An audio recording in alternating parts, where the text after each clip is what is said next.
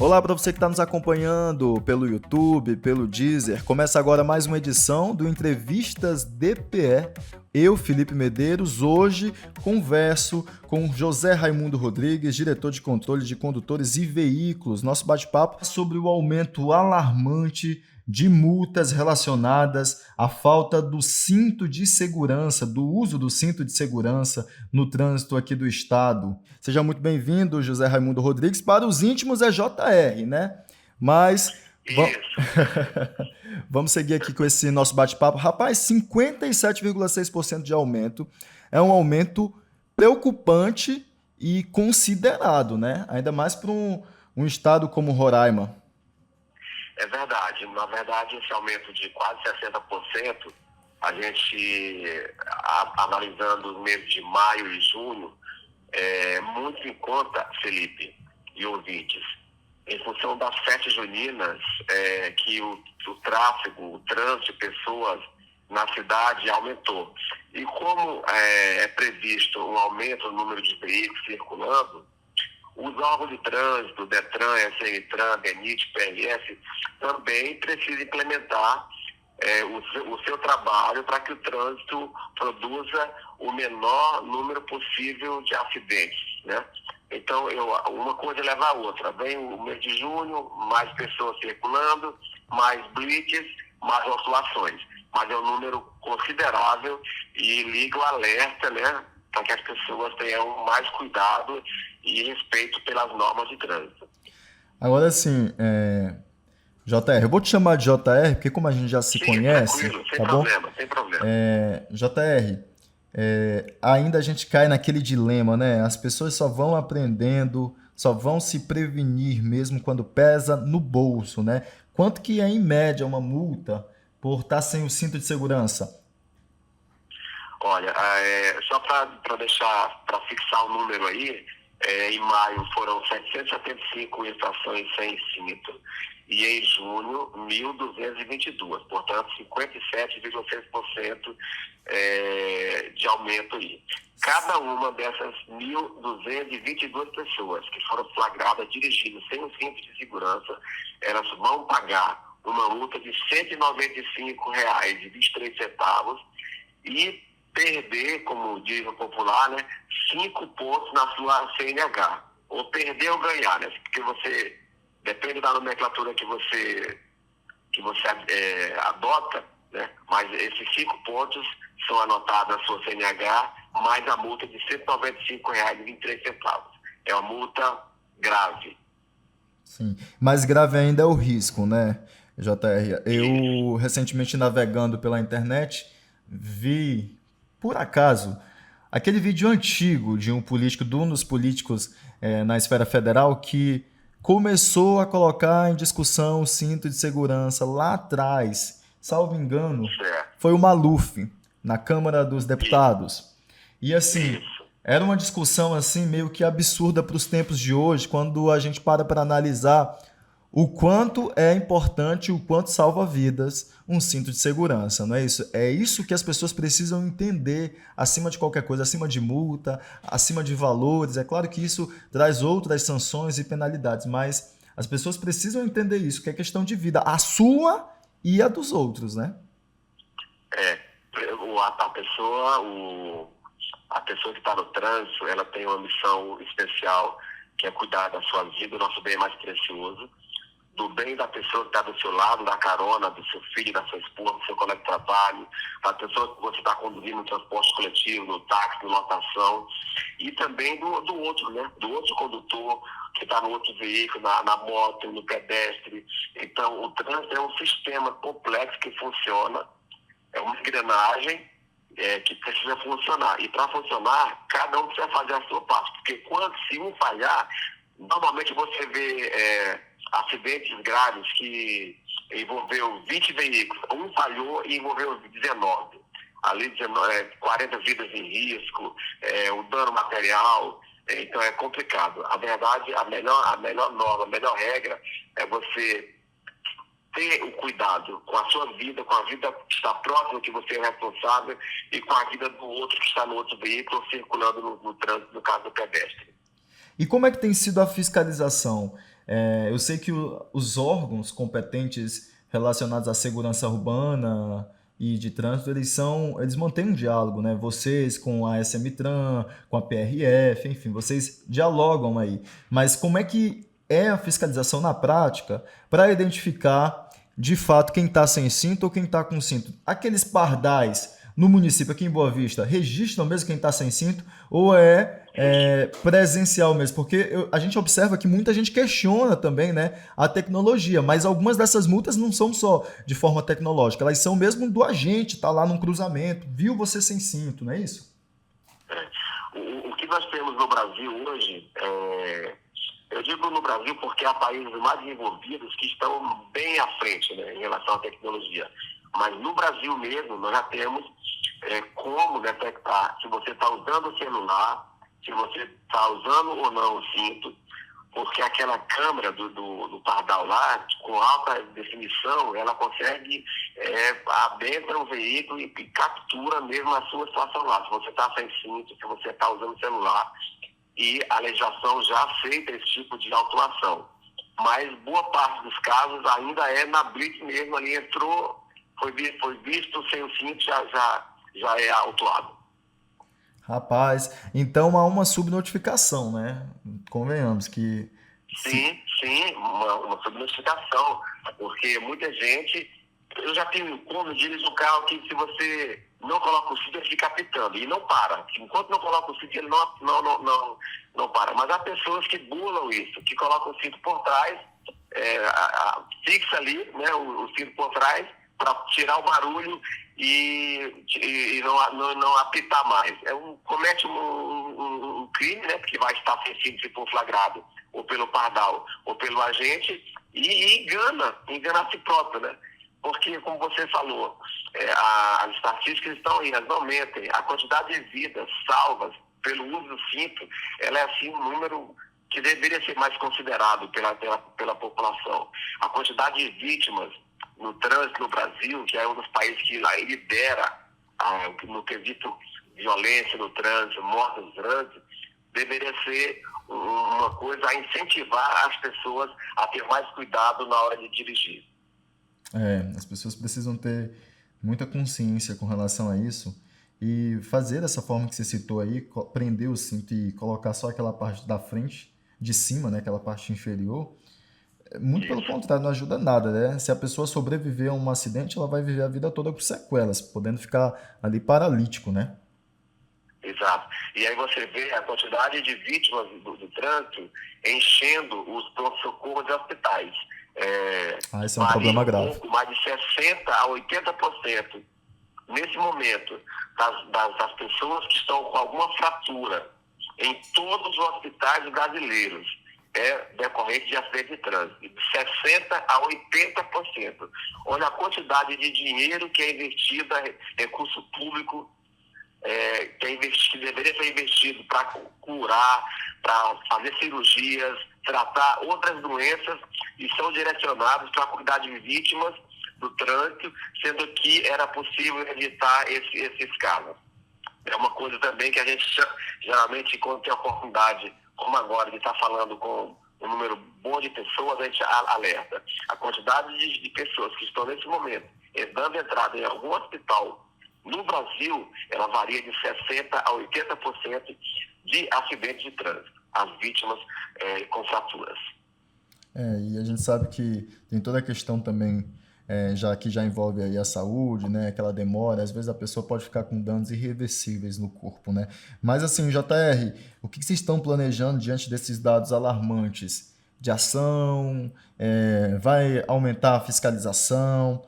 O povo ficar ciente também, né? Se bem que é o que a gente falou lá no início, né? A gente faz tanta fiscalização, faz tanta material informativo, mas parece que o pessoal tá relaxando mesmo, né? E não pode.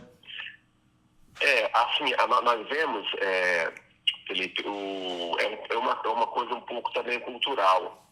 Nesse período de junho a maio, nós tivemos 355 pessoas usando celular, 233 com veículos sem licenciamento, 200 sem CNH, 35 sob efeito de álcool e 7 que se negaram a fazer o bafômetro, portanto, possivelmente também estava sob efeito de álcool. Por aí, você tira que, por mais que os órgãos de trânsito, SMTRAN, DETRAN, PRF, DENIT, imponham uma quantidade maior de blitz, de fiscalização, de padar, de semáforo, o brasileiro continua desafiando a regra, desafiando a norma, desafiando os dados, as estatísticas e cometendo infrações.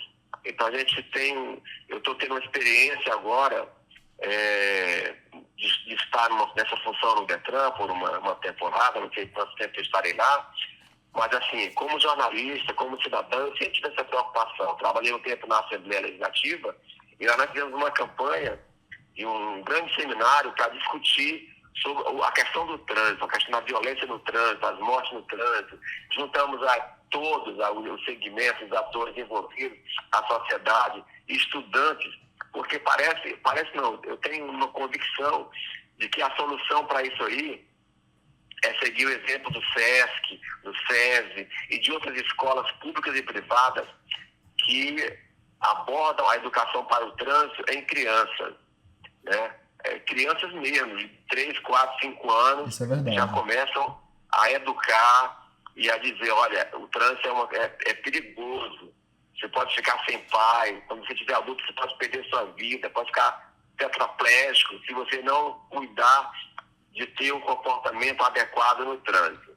É a única maneira que eu entendo seja a de diminuir essa estatística, porque a legislação brasileira, em termos de multar, de aplicar multas financeiras, é uma das mais rígidas do mundo, né? E mesmo assim você se confronta todo dia com o aumento do número de acidentes, com o aumento do número de mortes, com o aumento do número de infrações registradas. E eu acredito que a educação, começando na pré-escola, enfatizando no ensino médio, é uma maneira de você educar a população, a sociedade brasileira, para que o trânsito não seja essa arma que ainda mata tantas pessoas. É verdade, eu concordo contigo, JR, e eu até complemento que além da educação para o trânsito para crianças, né, desde ali quando já está aprendendo a falar, né, que é importante, a educação também é ambiental. Acho que quando se educa desde de jovem, a gente vai ter resultados lá na frente, né? E proporcionalmente, JR, em que colocação ou mais ou menos por onde que o estado de Roraima se encontra quando se fala em vítimas, em infrações? Eu não tenho esse dado atualizado, tipo, mês de junho e maio passado, mas historicamente, Roraima se coloca entre os 5 estados mais violentos do trânsito, ou seja, Roraima é um dos 5 estados dos 27 do Brasil, onde mais proporcionalmente, porque a população é baixa, né, ocorre acidentes de trânsito e mortes no trânsito. É um número alarmante. É lamentável, né? Para ser exato. E assim, você falou que um dos motivos desse aumento de maio para junho foram as festas juninas, né? Não só a festa do município, mas a gente sabe que no mês de julho diversas instituições e órgãos promovem aí suas comemorações juninas. E nesse mês de julho também tem uma festa junina grande, que é a festa do estado, que movimenta aí não só o município, mas todo o estado de Roraima. A gente sabe que outras pessoas vêm de outros municípios para comercializar ou até mesmo para curtir a festa, prestigiar as atrações nacionais. E cabe aqui a gente destacar que a fiscalização vai continuar intensa, né? Vai continuar, Felipe, porque uma vez um prefeito foi reclamar para a gente, poxa, não faz blitz na saída de Boa Vista porque vai ter festa no meu município e as pessoas não vão. Eu falei, prefeito, é melhor ter blitz na saída do seu município, as pessoas cumprirem as normas do que depois da festa ser registrado pela imprensa o recorde de acidentes e de mortes no trânsito naquela estrada. Então, é importante ter a blitz no acesso, próximo ao acesso, para que a gente tenha um alto de infrações alto, né? multas um valor alto, mas nenhuma vítima fatal. Eu acho que o que importa é isso. Se você multa, se você tira um condutor que está embriagado do trânsito, você vai ter um número alto de ocorrências, né? De infrações. Mas você vai ter um número baixo de vítimas. Então, o que importa é preservar a vida da Claro. pessoa, evitar mortes, né? Evitar danos. É isso que importa para o sistema de trânsito. Claro, com certeza, a vida é mais importante. Tu deu uma informação interessante que eu queria que a gente esclarecesse melhor, que é com relação ao bafômetro, né? A legislação ampara que a pessoa se recuse a fazer o teste, mas como é que funciona o trâmite após isso? Você que tem mais experiência e mais conteúdo sobre este assunto. Explica pra gente. Quando você se nega a... Porque a lei brasileira, ela diz que ninguém é obrigado a produzir provas contra você mesmo. Né? Então, você é proibido de produzir. Se você não quiser, você não produz prova contra você. E o bafômetro é uma maneira de você produzir uma prova contra você. De que maneira? Provando que você tem um alto teor de alcoólico no seu organismo. Mas existe a presunção de culpa. Você não faz o teste do bafômetro, mas você tem ali duas testemunhas que comprovam que você não conseguia andar numa linha reta, que você estava visivelmente com sinais de embriaguez, aí você vai responder como se tivesse feito o bafômetro. É só por uma questão de cumprir a lei, evitando que a pessoa produza prova contra ela mesma. Mas não vai livrar ela de uma acusação de estar dirigindo sob efeito de álcool. Entendi, perfeitamente. Aí vai para a delegacia, aí o delegado ouve, é isso? Exatamente. Vai para a delegacia, vai ser instaurado o inquérito, com ou sem vítimas, porque é uma infração gravíssima, né? Aí vai para a delegacia, vai ser instruído um processo, um inquérito, e no final vai ter a palavra do judiciário.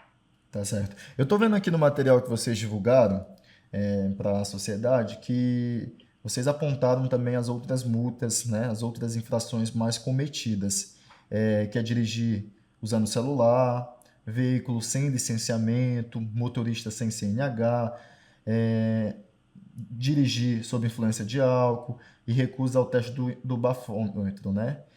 São as 7 infrações mais cometidas, né? Aqui no mês de junho, perdão. É isso mesmo? E o que isso representa para o nosso estado? Um estado que ainda é pequeno, ainda dá para a gente ter um certo controle? Nós temos não só em Boa Vista, mas se você comparar, nós temos cerca de 300 mil veículos registrados no DETRAN, no sistema de trânsito. Desses, nós temos 65% a 70% desses veículos estão em Boa Vista. Nos municípios, há um número menor de veículos registrados. Obviamente que a população maior está em Boa Vista. Mas você tem um trânsito que flui naturalmente. Nós não temos grandes engarrafamentos, tirando aquele horário, os horários de pico, que é pela manhã, meio-dia e à tardezinha, quando as pessoas estão voltando para suas casas. Você tem avenidas em boas condições de trafegabilidade. Você consegue circular, há bastante avenidas de mão duplas, duas indo, duas voltando, uma indo e uma voltando. Então, não tem justificativa, Felipe, para esse número de ocorrência de acidente de trânsito. Não existe justificativa, porque cidades com o triplo da população que nós temos, com o triplo de número de veículos que nós temos registrados. Entendi. Então, Roraima ainda tem muito a fazer pela educação do trânsito para diminuir essas estatísticas e sair aí das primeiras colocações em termos de Brasil. Eu acredito que como nós falamos, pela via da educação, que daqui a alguns 10, 20, 30 anos a gente vai estar falando, olha, reduzindo, não estamos mais entre os 5, estamos entre os 15 maiores estados em número de acidentes de trânsito. Eu acho que essa é uma meta que todo mundo busca, né? Eu espero que seja bem antes desse período aí que você estipulou. E principalmente para quem anda em veículos de duas rodas, né? Motos, por exemplo. Eu gosto de andar de moto, mas eu temo muito pela minha vida aqui em Boa Vista e eu não poderia deixar de falar desse ocorrido, né, que marcou muito aqui o município de Boa Vista, a morte do servidor do município após um outro condutor de um carro seguir na contramão. E como a gente está numa rádio pública, da Defensoria Pública, que traz assuntos também de utilidade de forma geral para a sociedade, educação em direitos, e aí também essa nossa entrevista acaba sendo educação em direito e também para o trânsito, eu queria te perguntar, JR, às vezes a gente é vítima de algum acidente, por mais mínimo que seja, de trânsito. O que a gente deve fazer? O que deve ser feito? Porque é comum também ter essas subnotificações de registros de acidente, porque as pessoas às vezes se envolvem num acidente simples, que só teve danos materiais, e aí não chama as autoridades competentes, porque talvez está com algum problema, alguma restrição, se resolvem por ali, né? Mas tem também esses acidentes simples que causam algum dano à saúde, mesmo que seja emocional. Mas aí eu quero saber, de forma geral, como eu devo procurar o Departamento Estadual de Trânsito para resolver, o que eu devo fazer diante de qualquer ocorrência. Se você se envolve em um acidente de trânsito com algum dano material, ainda que seja só dano material, o ideal é que você não faça acordo ali com a parte. Ela promete que vai cuidar, que vai pagar o dano que causou na sua moto, digamos, o motorista do carro que causou o acidente, e aí depois que você sai dali do local do acidente, né, liga 3, 4, 5 vezes, não há retorno, muda o telefone é aquele que é da pessoa, é de um terceiro, ou seja, o que eu quero orientar é que a pessoa espere pelas autoridades do Serviço de Trânsito, SNTran, DETRAN, PRF, dependendo do local onde houve o acidente, né? Que se o dano for grave, espere pela perícia, porque ele vai respaldar você para que, ao ser transformado em inquérito, depois em ação judicial, a pessoa que causou o acidente seja responsabilizada a custear, a indenizar o dano, a reparar, a pagar pelo tratamento médico, pelo remédio que você usou, em suma. Geralmente, como Boa Vista é uma cidade pequena, digamos assim, e ainda há muita gente que se conhece, geralmente há muitos acidentes que se resolvem na base da camaradagem. Aconteceu um acidente, mas eu te conheço, não, vamos tirar aqui a moto do meio da rua, vamos para cá, vamos acertar, vai ser um acerto entre você e fazer para não chegar a polícia, não ter perícia, eu assumo o prejuízo e tudo bem.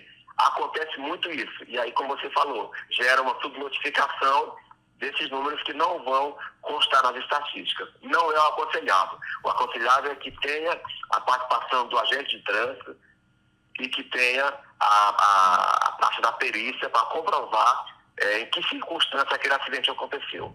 Bacana, muito bacana. E eu complemento que aqui na Defensoria Pública também a gente tem um núcleo específico, né, para atender situações envolvendo trânsito e funciona ali na Avenida Sebastião Diniz, naquele prédio ali da Avenida Sebastião Diniz, bem próximo ao terminal de ônibus, não tem erro. Você pode chegar lá no horário da manhã para ser atendido, para receber alguma orientação. E para a gente encerrar, eu queria que você deixasse também os endereços que os condutores, os motoristas podem procurar diante de qualquer situação e até mesmo o e-mail, telefone, o WhatsApp, como é que estão os canais de comunicação para dúvidas ou esclarecimentos, até mesmo denúncia. Eu não sei se o Departamento Estadual de Trânsito também aceita denúncias, mas aproveita esse momento para fazer as suas considerações finais, JR.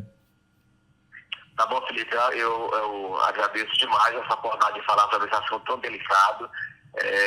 Reconheço o trabalho excelente que a Defensoria faz em defesa das vítimas, nessa questão do trânsito também, da educação, como está sendo feita agora por essa entrevista. O DETRAN, a gente centraliza as informações no site detran.rr.gov.br. Lá tem telefone e e-mail para você fazer qualquer consulta relacionada a trânsito, as questões normais de trânsito mesmo, de documentação, de habilitação, de multa, bem como comunicar alguma coisa relevante relacionada ao trânsito. o site, e lá, através do site, você vai ter o e-mail e o telefone. Perfeitamente. Esse foi José Raimundo Rodrigues, diretor de controle de condutores e veículos do Detran Roraima. Muito obrigado. Popularmente, J.R. Rodrigues, muito obrigado por essa nossa conversa, por esses nossos esclarecimentos aqui para quem vai nos ouvir. E eu sou Felipe Medeiros, você acompanhou mais uma edição do Entrevistas DPE. Até uma próxima.